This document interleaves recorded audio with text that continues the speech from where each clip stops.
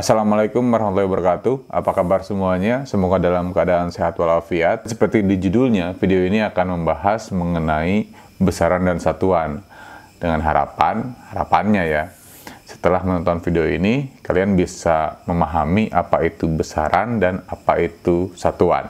Beberapa minggu yang lalu, saya jalan-jalan di sekitar rumah, dan kemudian saya melihat ada plang ini nih, tanah dijual gitu ya. Apakah kalian melihat ada yang salah dari plang ini? Di mana kira-kira salahnya? Oke, salahnya ada di sini nih, di per meter perseginya. Harusnya kan nggak ada pernya ya, cukup meter persegi saja. Oke, kita edit dulu deh, kita hilangkan pernya, jadi 1000 meter persegi gitu. Nah, di fisika, meter persegi itu disebut dengan satuan. Ketika kita salah menuliskan atau menyebutkan satuan, maka maknanya bisa sangat jauh berbeda nih. Seperti ini nih, 1000 meter persegi. Ya, kalau 1000 meter persegi berarti luasnya 1000 meter persegi. Tapi kalau tadi sebelum diedit 1000 per meter persegi, mungkin asosiasi kita adalah harganya 1000 setiap meter persegi. Ya kan jadi beda jauh ya. Contoh lainnya misalkan kecepatan. Misalkan ada kecepatan 100 km per jam. Nah, maknanya akan berbeda jauh sekali dengan kalau kita menuliskan 100 jam per kilometer. 100 km per jam artinya setiap jam menempuh jarak 100 km. Cukup cepat berarti ya untuk kalau itu adalah sebuah mobil atau motor. Nah, tapi kalau 100 jam per kilometer, artinya setiap 1 kilometer ditempuh dalam waktu 100 jam. Itu namanya kendaraan yang didorong ya. Didorong juga nggak segitunya, lambat sekali. Gitu. Kembali lagi ke gambar yang ini. Di sini Mamah Tati menjual tanah dengan luas 1000 meter persegi. Besaran fisikanya di sini adalah luas. Oke. Nah, apa sih besaran fisika itu? Jadi besaran itu adalah segala sesuatu yang dapat diukur dan dinyatakan dengan angka. Selain luas, masih banyak lagi besaran-besaran fisika yang lain, seperti misalkan ada panjang, massa, waktu, gaya, kecepatan, usaha, kerapatan, temperatur, resistivitas, intensitas cahaya, dan masih banyak lagi yang lain. Besaran-besaran ini ada yang maknanya sama dengan yang kita pahami di kehidupan sehari-hari, misalkan seperti panjang, waktu, kecepatan. Jadi panjang yang dimaksud di fisika ya sama saja dengan panjang yang dimaksud dengan kita sehari-hari. Tapi ada beberapa yang memang istilahnya itu makna di fisikanya agak beda, bahkan beda jauh dari makna di yang sering kita dengar sehari-hari, misalkan usaha. Usaha di fisika itu agak cukup berbeda maknanya dengan usaha yang dimaksud di kehidupan sehari-hari. Itu sudah dijelaskan di beberapa video sebelumnya tentunya. Nah, perhatikan tadi bahwa besaran itu adalah harus bisa diukur. Kalau tidak bisa diukur berarti ya bukan besaran fisika namanya. Misalkan seberapa sedih, seberapa bahagia, seberapa benci, seberapa kesal gitu. Karena tidak bisa diukur, maka itu bukanlah suatu besaran. Nah, selain bisa diukur, besaran juga harus bisa dinyatakan dengan angka. Balik lagi ke gambar yang tadi, ya.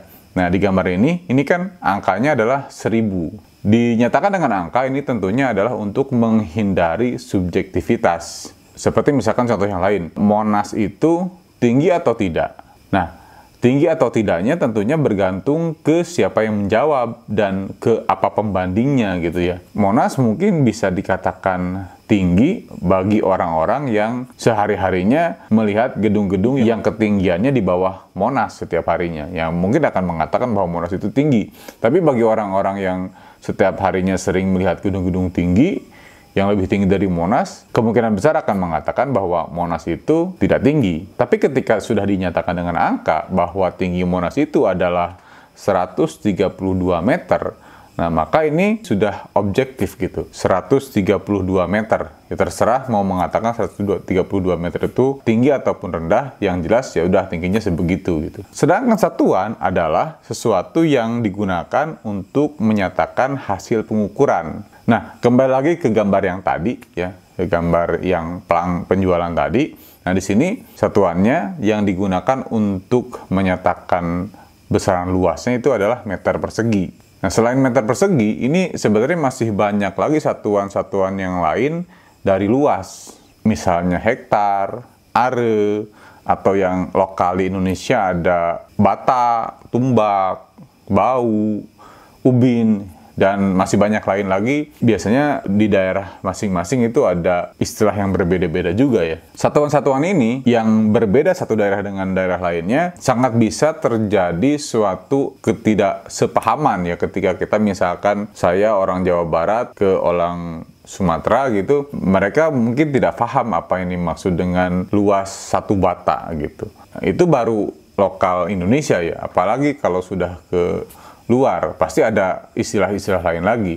Nah, dari besaran-besaran dan satuan-satuan yang ada itu yang banyak itu, maka menjadi perlu untuk dibuat semacam standar acuan untuk mengatasi keberagaman besaran dan satuan di setiap tempat ini. Dan untuk tidak meribetkan, tentunya dari sekian banyak besaran dan satuan ini harus dipilih beberapa satuan yang bisa mewakili besaran-besaran dan satuan yang ada gitu ya. Sehingga nanti besaran-besaran yang utama ini ditentukan, kemudian besaran-besaran yang lain ini diturunkan dari besaran dan satuan yang utama ini. Nah, besaran apa saja yang dipilih dan siapa yang berhak menentukannya, inilah yang melatar belakangi dibentuknya Biro Internasional untuk Ukuran dan Timbangan, ya, yang kemudian menentukan besaran dan satuan dasar. Dan konferensi umumnya yang ke-14, yaitu di tahun 1971, berdasarkan hasil-hasil pertemuan sebelumnya dari panitia internasional, didapatlah 7